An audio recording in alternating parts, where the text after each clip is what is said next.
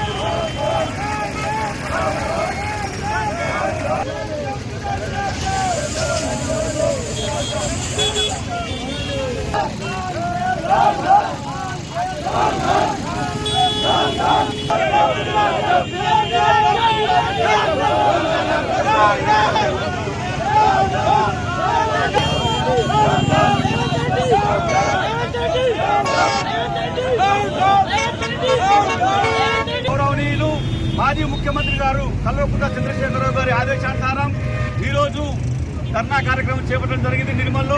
మరి ఏదైతే రైతులకు 500 బోనస్ ఇస్తా అని చెప్పేసి అబద్ధమైన హామీలు ఇచ్చిన రేవంత్ రెడ్డి కాంగ్రెస్ పార్టీ గద్దెనెక్కడం జరిగింది. మరి ఎంపీ ఎలక్షన్ ముగిసిన తర్వాత నేను ఏం మాట్లాడుతున్నానంటే సన్న వడ్లు మాత్రమే 500 బోనస్ ఇస్తామని చెప్తున్నాడు.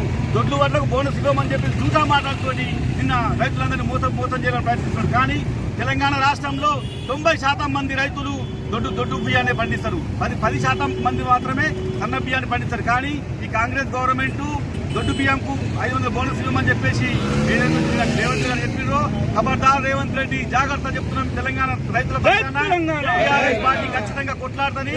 మీ మెడలు వంచైనా కానీ దొడ్డు బియ్యానికి సన్న బియ్యానికి కూడా 500 బోనస్ ఇచ్చేదాకా మేము నిద్రపోము అని చెప్పేసి తెలియజేసుకుంటూ అలాగే కలిసిన ధాన్యాన్ని కూడా ఖచ్చితంగా రేవంత్ రెడ్డి కాంగ్రెస్ పార్టీ ప్రభుత్వం కొనకపోతే ఖచ్చితంగా పెద్ద ఎత్తున రేపు జరగబో రోజుల్లో పెద్ద ఎత్తున ధర్నాలు నిరసనలు చేపడతామని చెప్పేసి తెలియజేస్తున్నాం.